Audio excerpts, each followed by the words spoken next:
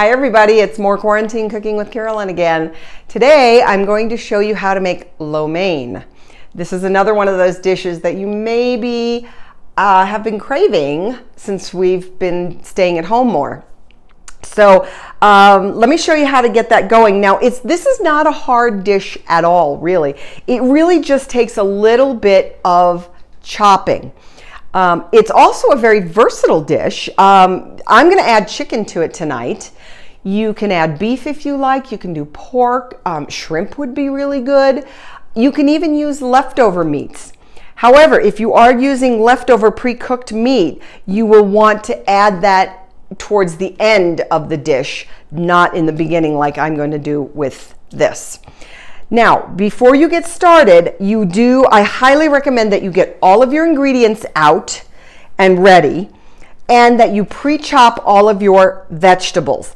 Now, another nice thing about lo mein is that it doesn't really have anything in it that you aren't really familiar with. You know mushrooms, you know bean sprouts, you've seen those before, you know ginger, snow peas, you know all of this stuff. The only thing you might not be familiar with is the tamari sauce.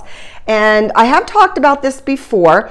Tamari is just basically like a lower salt version of soy sauce.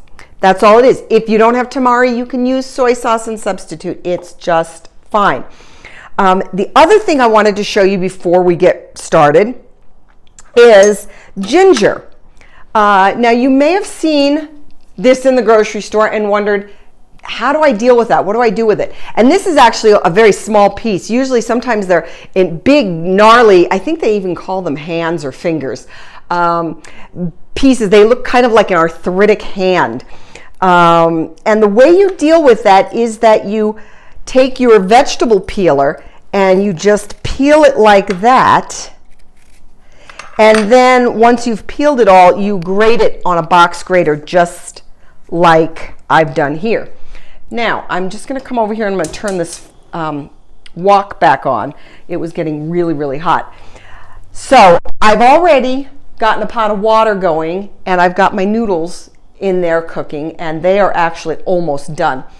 And I've got my wok going, and like I said, I had it on earlier and it was getting very, very hot. So and you do want it very hot, but I wanted to show you. So here we go. I'm taking 2 tablespoons of vegetable oil, and I am turning, they call that turn around the pan there. And we're gonna let that get really hot. And like I said, I am gonna add chicken. Now, if you wanna leave the meat out, you can totally do that and have a totally vegetarian dish, and that's just great. All right, there we go. There goes the meat.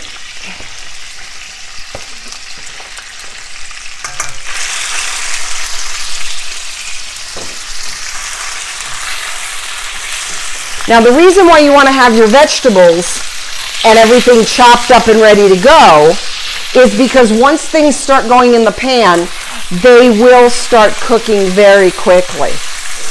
So I'm going to let that go for a minute just while I show you what vegetables we have here. So I've got snow peas, and I've halved those, and I've cut up mushrooms. And I think that's about 8 ounces. I've cut up 1 whole red pepper, thin. And I've got 8 ounces of bean sprouts, the only thing I didn't have to cut. And I've got green onions here. We'll also be using garlic and sesame oil later. And I already talked about the ginger.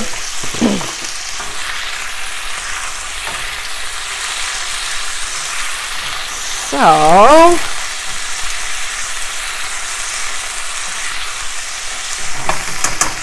there we go. And that's almost ready. So I'm going to go ahead and start putting our vegetables in. There go our snow peas, mushrooms, bean sprouts. Whee!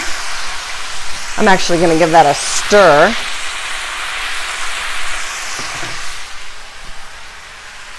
pepper,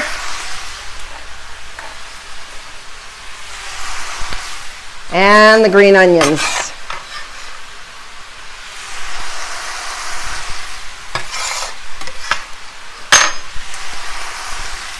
And we're gonna let that cook for about a minute.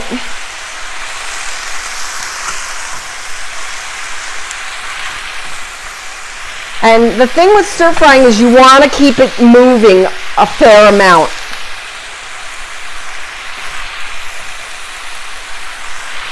I gotta tell you, it looks really pretty in the dish.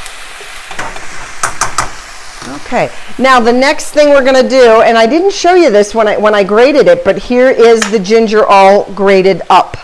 And sometimes when you get to the end, it's really hard to grate, and I just take a little knife and I just kind of chop up that last little bit. So in that goes. And then you need 4 cloves of garlic or 1 really healthy tablespoon of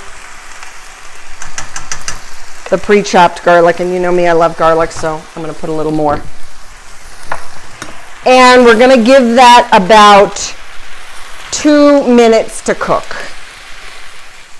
It's been about 2 minutes, and you can see the vegetables have cooked down quite a bit. Remember, this pan a minute ago or a couple of minutes ago was really quite full, and you're thinking, oh my God, how can you get anything more in there?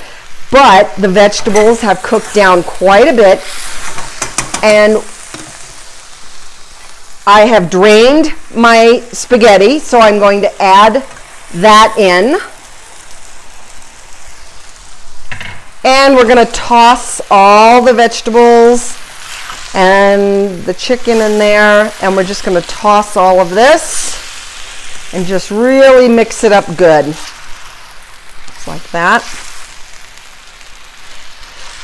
So clearly you can see why I said have all your vegetables and everything at hand, because as I said earlier, it just, once you start cooking and start putting things together, it really comes together fast. Ooh, runaway spaghetti.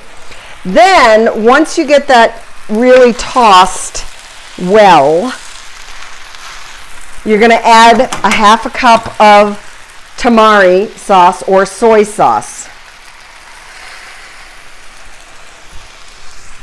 And you're going to toss that as well.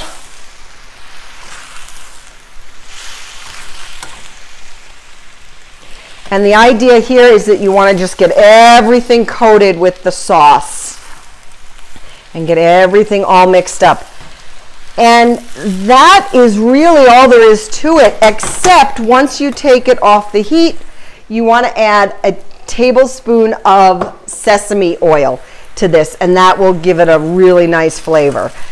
So that's all there is to this, guys. Like I said, it's a little bit of chopping, but it comes together otherwise really quickly.